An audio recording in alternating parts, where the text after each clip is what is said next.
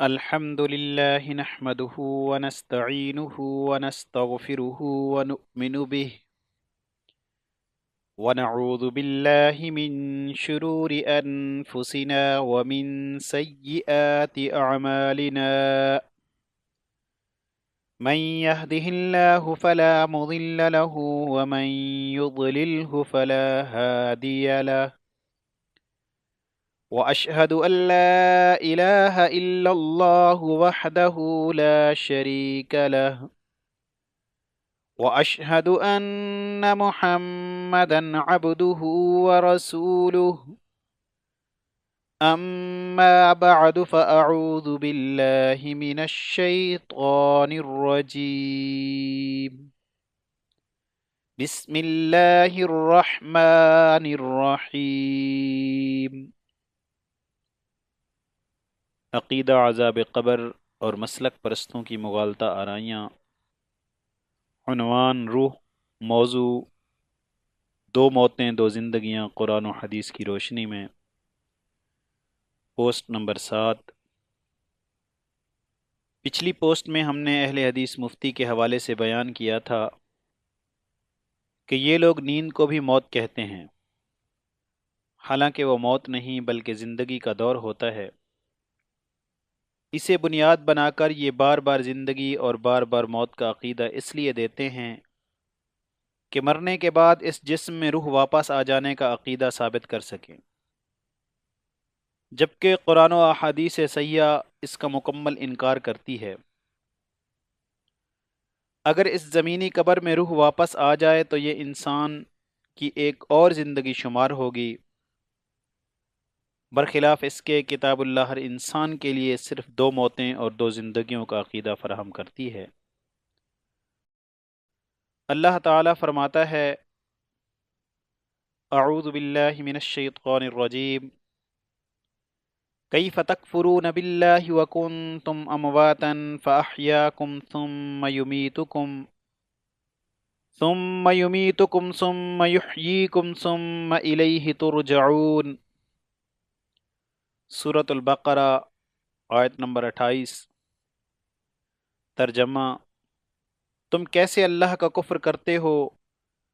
تم مرے ہوئے تھے، اللہ نے تمہیں زندہ کیا، پھر وہ تمہیں موت دیتا ہے، پھر تمہیں زندہ کرے گا، اور پھر تم اسی کی طرف لوٹائے جاؤ گے. اس آیت میں انسانی زندگی کے 4 ادوار بیان کیے گئے ہیں جو ہر انسان کے لیے ہیں. سورۃ المؤمن میں اس کا دوبارہ ذکر کیا گیا: اعوذ باللہ من الشیطان الرجیم. قالوا ربنا امتنا اثنتين واحييتنا اثنتين فاعترفنا بذنوبنا فهل الى خروج من سبيل. سورۃ المؤمن آیت نمبر 11. ترجمہ: وہ کہیں گے اے ہمارے رب، واقعی تو نے ہمیں 2 مرتبہ موت بھی دے دی اور 2 مرتبہ زندگی بھی بخش دی، سو ہم نے اعتراف کر لیا اپنے گناہوں کا، تو کیا اب نکلنے کی کوئی صورت ہو سکتی ہے؟ واضح ہوا کہ ہر انسان کے لیے 4 مراحل لازم ہیں: 1 پہلی موت، 2 پہلی زندگی، 3 دوسری موت، 4 دوسری زندگی. پہلی موت کیا ہے؟ اللہ تعالیٰ نے انسانی زندگی سے قبل ایک موت کا ذکر فرمایا ہے. سورۃ الاعراف میں فرمایا گیا: اعوذ باللہ من الشیطان الرجیم. وَإِذْ أَخَذَ رَبُّكَ مِنْ بَنِي آدَمَ مِنْ ظُهُورِهِمْ ذُرِّيَّتَهُمْ وَأَشْهَدَهُمْ عَلَى أَنفُسِهِمْ أَلَسْتُ بِرَبِّكُمْ قَالُوا بَلَى شَهِدْنَا أَن تَقُولُوا يَوْمَ الْقِيَامَةِ إِنَّا كُنَّا عَنْ هَذَا غَافِلِينَ. ترجمہ: اور جب تمہارے رب نے اولاد آدم کی پشت سے ان کی اولاد کو نکالا اور ان سے انہی کے متعلق اقرار لیا کہ کیا میں تمہارا رب نہیں ہوں؟ سب نے جواب دیا کیوں نہیں، ہم سب گواہ بنتے ہیں، تاکہ تم لوگ قیامت کے روز یوں نہ کہو کہ ہمیں اس کی خبر ہی نہیں تھی۔ حدیث نبوی صلی اللہ علیہ وسلم عن عائشة رضی اللہ تعالی عنہا قالت سمعت النبی صلی اللہ علیہ وسلم یقول الارواح جنود مجندہ فما تعارف منها ائتلف وما تناکر منها اختلف۔ بخاری کتاب الاحادیث الانبیاء۔ عائشہ رضی اللہ تعالی عنہ سے روایت ہے کہ رسول اللہ صلی اللہ علیہ وسلم نے فرمایا، روحیں مجتمع جماعتیں تھیں جن کا ایک دوسرے سے تعارف ہوا، ان میں محبت ہو گئی، اور جن کا تعارف نہیں ہوا ان میں اختلاف رہے گا۔ معلوم ہوا کہ انسانی روحیں موجود تھیں، لیکن اللہ تعالیٰ نے اسے موت کا دور بیان فرمایا۔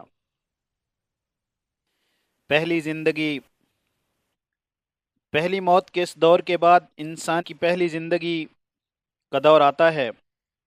مالک کائنات فرماتا ہے، اعوذ باللہ من الشیطان الرجیم، وَلَقَدْ خَلَقْنَا الْإِنسَانَ مِنْ سُلَالَةٍ مِّن طِينٍ ثُمَّ جَعَلْنَاهُ نُطْفَةً فِي قَرَارٍ مَّكِينٍ ثُمَّ خَلَقْنَا النُّطْفَةَ عَلَقَةً فَخَلَقْنَا الْعَلَقَةَ مُضْغَةً فخلقنا المضغة عظاما فكسونا العظام لحما ثم أنشأناه خلقا آخر فتبارك الله أحسن الخالقين ثم إنكم بعد ذلك لميتون ثم إنكم يوم القيامة تبعثون۔ سورة المؤمنون، آیت نمبر 12-16۔ ترجمہ: اور ہم نے انسان کو مٹی کے خلاصے سے پیدا کیا ہے، پھر اس کو مضبوط اور محفوظ جگہ میں نطفہ بنا کر رکھا، پھر نطفے کو لوتھڑا بنایا، پھر لوتھڑے کی بوٹی بنائی، پھر بوٹی کی ہڈیاں بنائیں، پھر ہڈیوں پر گوشت پوست چڑھایا، پھر اس کو نئی صورت میں بنا دیا۔ تو اللہ جو سب سے بہتر بنانے والا ہے، بڑا بابرکت ہے۔ پھر اس کے بعد تم مر جاؤ گے، پھر تم قیامت کے دن اٹھائے جاؤ گے۔ الذي احسن كل شيء خلقه وبدأ خلق الانسان من طين ثم جعل نسله من سلالة من ماء مهين ثم سواه ونفخ فيه من روحه وجعل لكم السمع والابصار والافئدة قليلا ما تشكرون۔ سورہ السجدہ، آیت نمبر 7-9۔ ترجمہ: جس نے ہر چیز کو بہترین صورت میں بنایا اور انسان کی تخلیق مٹی سے کی، اور پھر اس کی نسل ایک حقیر پانی سے چلائی، پھر اسے رحم مادر میں درست کیا اور اپنی روح پھونکی، اور تمہارے کان، آنکھیں اور دل بنائے، تم لوگ کم ہی شکر گزار ہوتے ہو۔ بخاری کتاب بدل الخلق میں لائے ہیں۔ عبداللہ رضی اللہ تعالیٰ عنہ روایت کرتے ہیں کہ رسول اللہ صلی اللہ علیہ وسلم نے فرمایا، وہ صادق و مصدوق تھے کہ تم میں سے ہر ایک کی پیدائش ماں کے پیٹ میں پوری کی جاتی ہے، 40 دن تک نطفہ رہتا ہے، پھر اتنے ہی دنوں تک مضغہ یعنی گوشت رہتا ہے، پھر اللہ تعالیٰ ایک فرشتے کو 4 باتوں کا حکم دے کر بھیجتا ہے، اور اس سے کہا جاتا ہے کہ اس کا عمل، اس کا رزق اور اس کی عمر لکھ دے، اور یہ بھی لکھ دے کہ وہ بدبخت جہنمی ہے، نیک بخت جنتی۔ پھر اس میں روح پھونک دی جاتی ہے۔ بے شک تم میں سے ایک آدمی ایسے عمل کرتا ہے کہ اس کے اور جنت کے درمیان صرف ایک گز کا فاصلہ رہ جاتا ہے، کہ اس کا نوشتہ تقدیر غالب آ جاتا ہے اور وہ دوزخیوں کے عمل کرنے لگتا ہے، اور ایک آدمی ایسے عمل کرتا ہے کہ اس کے اور جہنم کے درمیان صرف ایک گز کا فاصلہ رہ جاتا ہے، کہ اتنے میں تقدیر الہی اس پر غالب آ جاتی ہے اور اہل جنت کے کام کرنے لگتا ہے۔ اب دیکھیں، قرآن و حدیث کے بیان سے واضح ہوا کہ انسان کی پہلی موت کا دور وہ ہے کہ جب روح موجود ہوتی ہے، اور مگر یہ انسانی جسم نہیں ہوتا، یعنی جسم اور روح کی جدائی کا دور ہی موت کا دور کہلاتا ہے۔ اس دور کے بعد انسان کی زندگی کا پہلا دور شروع ہوتا ہے، جب یہ انسانی جسم بنایا جاتا ہے اور اس میں اس کی روح ڈال دی جاتی ہے۔ گویا روح اور مٹی سے بنے اس انسانی جسم کے مل جانے کو زندگی کہتے ہیں، اور اس دور کا اختتام انسان کی موت پر ہوتا ہے۔ انسان کی دوسری موت پوسٹ نمبر 1 میں قرآن و حدیث کا بیان پیش کیا گیا ہے کہ موت کے وقت فرشتے اس جسم سے روح نکال لیتے ہیں اور وہ روح اللہ تعالیٰ کے پاس لے جائی جاتی ہے، اور اللہ کا فرمان ہے کہ اب یہ روح قیامت سے پہلے اس جسم میں واپس نہیں لوٹائی جائے گی، یعنی اب قیامت تک یہ موت کا دور ہے، جیسا کہ سورۃ المؤمنون میں بیان کیا گیا۔ ثم انکم بعد ذلک لمیتون ثم انکم یوم القیامت تبعثون، سورۃ المؤمنون آیت نمبر 15-16۔ پھر اس زندگی کے بعد تمہیں موت آ جاتی ہے، پھر تم قیامت کے دن اٹھائے جاؤ گے۔ انسان کی دوسری زندگی اوپر بیان کردہ سورۃ المؤمنون کی آیت نمبر 16 کے مطابق اب یہ انسان قیامت کے دن زندہ کیا جائے گا۔ اس بارے میں قرآن و حدیث میں یہی ملتا ہے کہ اللہ تعالیٰ قیامت کے دن ان سڑے گلے جسموں کو دوبارہ بنا کر انہیں زندہ کرے گا، اور پھر انسانیت کا فیصلہ ہوگا اور انہیں جنت یا جہنم میں داخل کیا جائے گا۔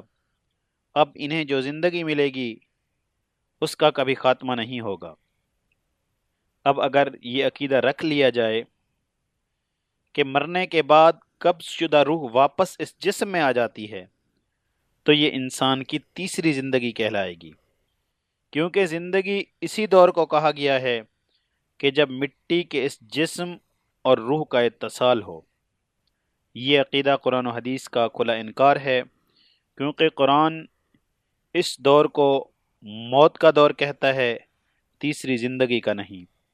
اللہ رب العزت سے دعا ہے کہ اللہ رب العزت ہم سب کو قرآن و حدیث پڑھنے، اس کو سمجھنے اور اس کے اوپر عمل کرنے کی توفیق عطا فرمائے۔ جاری ہے